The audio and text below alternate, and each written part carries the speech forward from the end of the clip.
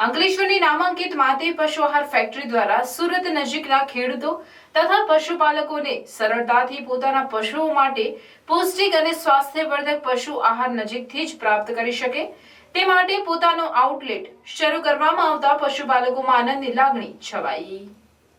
અંકલેશ્વરની નામાંકિત માતે પશુ આહાર ફેક્ટરી દ્વારા સુરત નજીકના ખેડૂતો તથા પશુપાલકોને સરળતાથી પોતાના પશુઓ માટે પૌષ્ટિક અને સ્વાસ્થ્યવર્ધક પશુ આહાર નજીકથી જ પ્રાપ્ત થઈ શકે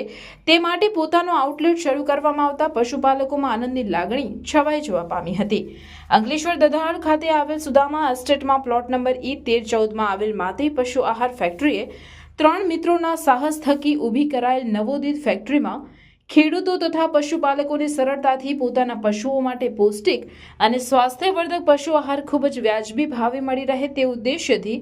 3 મિત્રોએ અશ્વિન પટેલ, કલ્પેશ પટેલ, મનસુખભાઈ રાદરિયા આ ઉદ્યોગ સાહસ કરેલ। ખૂબ જ નજીવા સમયમાં ભરૂચ, અંકલેશ્વર, સુરતમાં તેમની પ્રોડક્ટ પશુપાલકોમાં વધુ પ્રમાણમાં માંગ ઊભી થતાં આજરોજ આ ફેક્ટરીનું આઉટલેટનું ઉદ્ઘાટન MTC B wing shop number 36 rangoli ચોકડી નજીક સુરત ખાતે કરવામાં આવ્યું, જેમાં સુરતના ભાજપા અગ્રણી નેતા ધાર્મિક માલવિયા દ્વારા રિબિન કાપી આ આઉટલેટને પશુપાલકો માટે ખુલ્લો મૂકવામાં આવ્યો હતો।